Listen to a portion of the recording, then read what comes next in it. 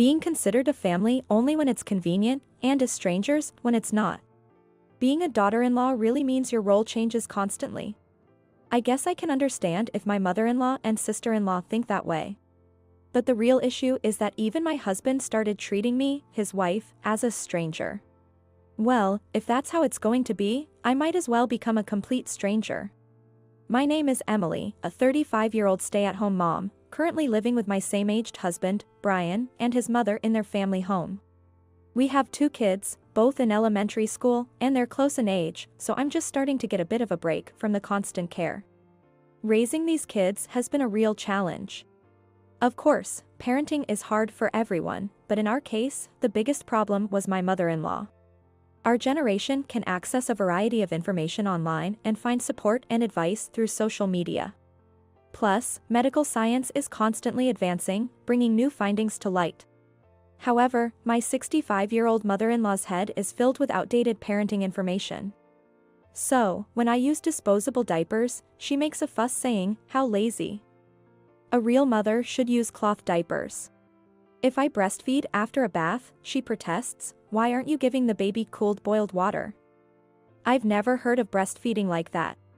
And when I hold a crying child, she warns, "Don't spoil them with too much holding, and they'll become too clingy." Every time, I try to explain the latest information to her, but she won't listen to any of it. Worse still, she tries to do things now considered dangerous. For example, when my child was 6 months old, she tried to give them honey.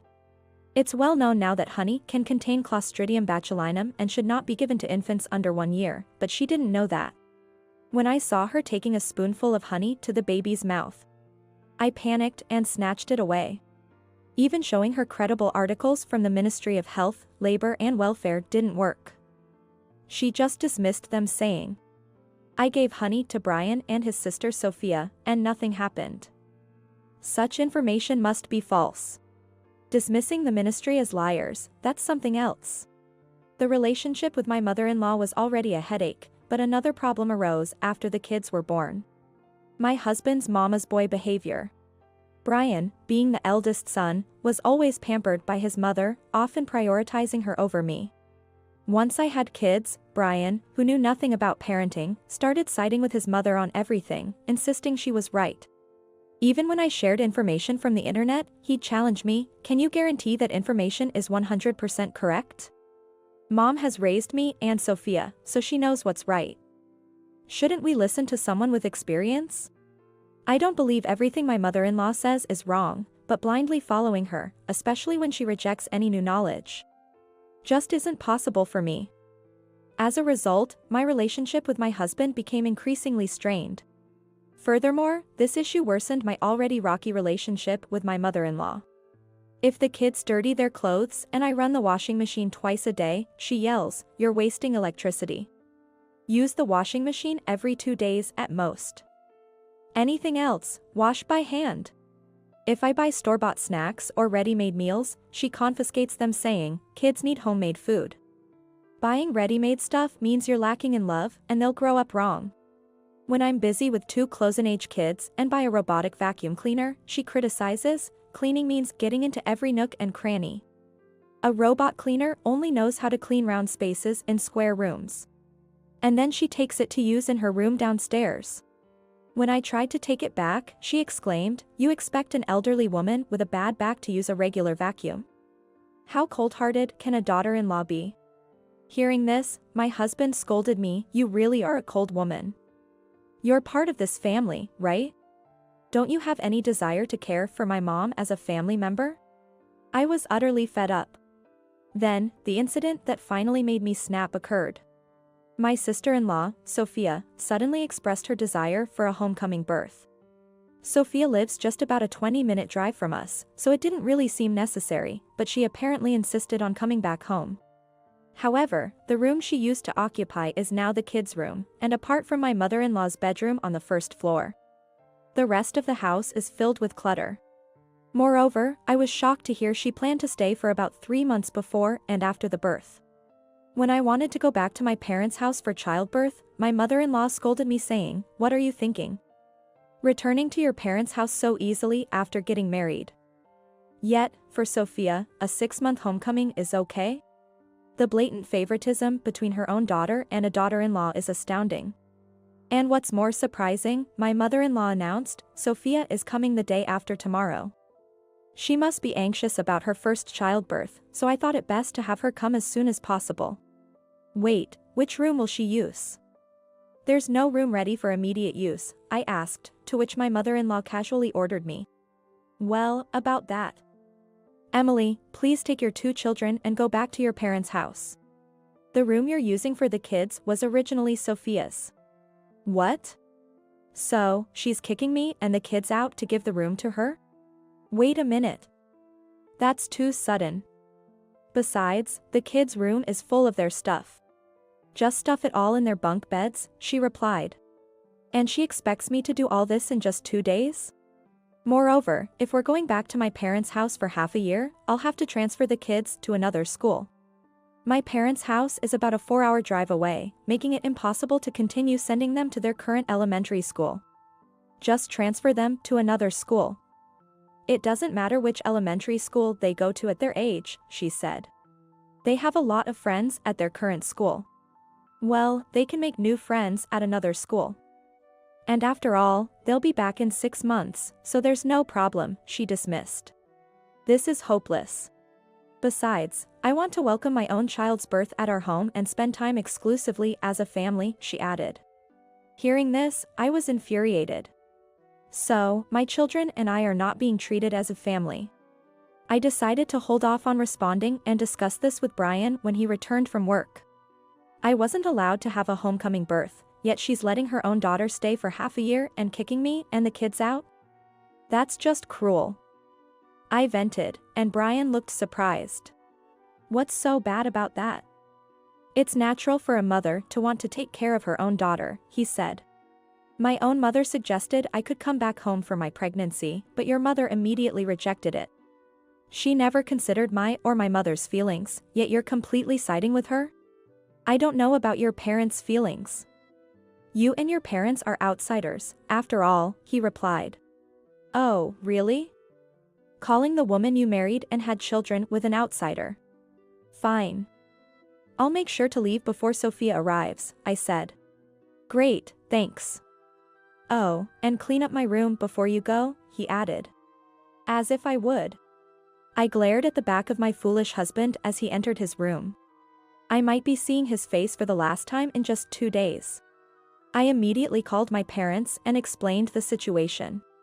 My mother eagerly began cleaning the room I used throughout my single life and even cleared the adjacent room for the kids. After my parents divorced due to my father's infidelity, my mother received this house as part of the settlement. She had been living alone since I got married and left home. So, she was overjoyed that my 2 children and I were coming back home. She even said, if it's hard for you, you can always leave your husband and come back here. Also, I quickly transferred my kids to a nearby elementary school, where they easily blended in. As some of my childhood friends' children were enrolled there. It looks like they could continue attending this school, not just for half a year but possibly longer.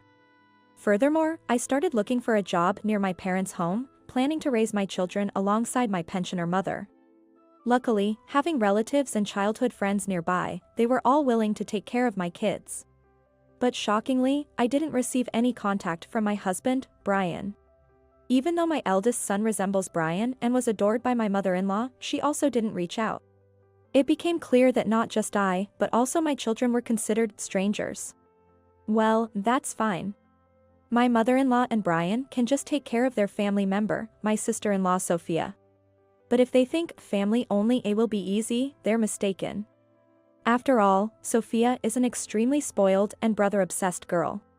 She even cried and screamed, "No, no. I don't want my brother to get married," at our wedding reception. Imagining their current difficulties, I couldn't help but laugh. While having such thoughts, I was preparing for the divorce. 3 months after our separation, Brian suddenly contacted me. Hey. What are you doing? Come back quickly. His voice was almost like that of someone crying out in desperation. I've had enough of babysitting Sophia. Just as I thought. He explained that since Sophia arrived at the in-laws 3 months ago, she's been incredibly demanding. Complaining of back pain and feeling heavy, she barely moved, behaving like a queen bee. Brian and his mother were completely treated like errand runners, being woken up in the middle of the night with demands like, "My feet are swollen, massage them." Furthermore, after returning to her in-laws' house, she did nothing but eat and sleep, resulting in nearly a 22-pound weight gain. She was diagnosed with gestational diabetes and scolded by the doctor, leading her to take out her frustration on Brian and his mother. Just a few days ago, she gave birth but then said, "Ew, I don't want this monkey-like baby," and completely left the childcare to her mother. Yet, she still criticized everything her mother did. I wasn't surprised. I burst into laughter. "When are you coming back?" he demanded. "Your mother told me not to come back for 6 months, so it'll be a while," I replied. "That's not funny. Come back now." "No way, it's your mother's order. If you have a problem, talk to her." At that point, his mother came on the line. "You're part of the family, right? Please take care of Sophia." "Really? Even though you kicked me and the kids out to have family-only time?" I replied sarcastically, ignoring her excuses. "Besides, it's been 10 years since I had my children, so I'm sure my knowledge is outdated compared to what Sophia knows. I'm too scared to help," I declared. Then, I had Brian back on the phone. "The kids prefer their new school, so we're not coming back. I'll proceed with the divorce, thanks." And I hung up. Brian, not expecting me to initiate a divorce, begged, "I went too far. I'm sorry, please come back." But after several discussions through a lawyer, we finally divorced 6 months later.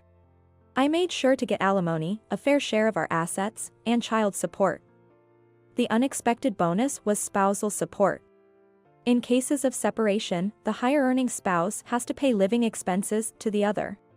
Since Brian and I had been separated for nearly a year before the divorce, and upon my lawyer's advice, I claimed and received about $10,000 for the months leading up to the divorce.